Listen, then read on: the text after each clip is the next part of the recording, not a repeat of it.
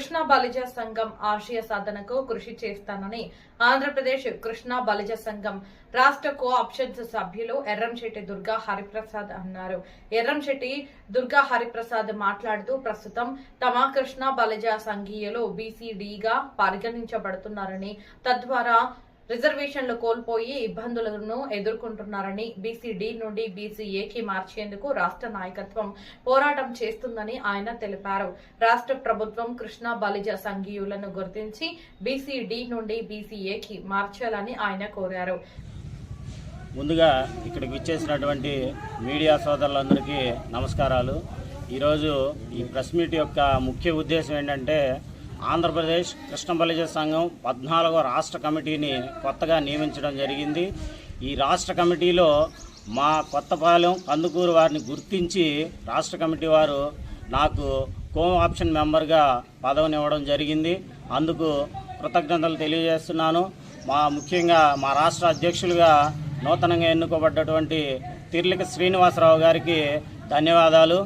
ఇకపోతే నన్ను ముందుండి చాలా రోజుల నుండి ప్రోత్సహిస్తూ మా కొత్తపాలెం కృష్ణ బలిజ సంఘం కుటుంబ సభ్యులందరూ నన్ను ఈ పదవికి ఎన్నుకొని రాష్ట్ర కమిటీ వారికి సిఫార్సు చేసినందుకు పేరు పేరున వారందరికీ ధన్యవాదాలు తెలియజేసుకుంటున్నాను. ఇకపోతే ముఖ్యంగా నేను ఈ పదవిని చేపట్టడానికి కారణం ఏంటంటే, ఎన్నో రోజుల నుంచి కృష్ణ బలిజ సంఘం అని పేరుకి ఉందే కానీ ఎటువంటి గుర్తింపు లేదు. ప్రభుత్వం నుండి ఎటువంటి ఆదాయ మార్గాలు కానీ, లోన్లు కానీ, సర్టిఫికేట్లు కానీ, పిల్లల చదువుకు సంబంధించి స్కాలర్షిప్లు కానీ రావడం చాలా కష్టతరంగా మారింది. దానికి మెయిన్ రీజన్ ఏంటంటే, ఇప్పటి వరకు మా కుల సంఘం కృష్ణ బలిజ సంఘం వచ్చేసి దాదాపుగా ఇప్పటికి 70 సంవత్సరాలు, మన స్వతంత్రం వచ్చిన తర్వాత 70 సంవత్సరాల నుంచి స్థాపించబడే ఉంది.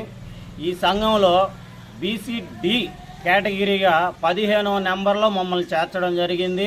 అందువల్ల ఏమవుతుందంటే, చాలా వెనకబాటుతనం ఏర్పడింది. ఇప్పుడు దాన్ని బీసీడీ నుండి ఏ కేటగిరీలోకి మార్చి మాకు కూడా ఎంతో కొంత రిజర్వేషన్ కల్పించేదానికి సహాయపడుతుందని ప్రభుత్వంతో పోరాటానికి సిద్ధమయ్యాము. తద్వారా మా రాష్ట్ర అధ్యక్షులు వారు కూడా పిలుపునివ్వడం జరిగింది. ఇకపోతే ఈ కుల సంఘాలు వస్తుంటే పోతుంటాయి అన్న చందంగా కాకుండా మా కులం యొక్క అభివృద్ధికి, అభ్యున్నతికి తోడ్పాటు అందిస్తానని, నాకు చేయగలిగినంత వరకు నేను కూడా తోడ్పాటును అందించి సాయం చేస్తానని తెలియపరుచుకుంటున్నాను.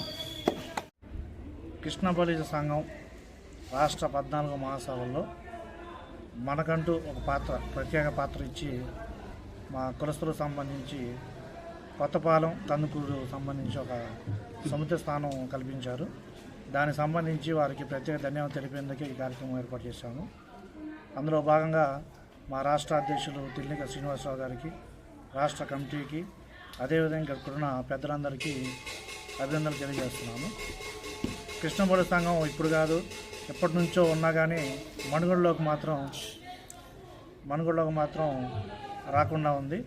దానికోసం స్టేట్ వైడ్గా మా కుల పెద్దలు, నాయకులు ఎన్నో పోరాటాలు చేస్తూ ఉన్నారు.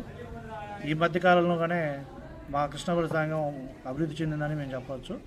అట్లాగే గతంలో మాకు క్యాస్ట్ సర్టిఫికేట్లు ఇవ్వాలన్నా చేయాలన్నా చాలా కష్టాలు పడేవాళ్ళం.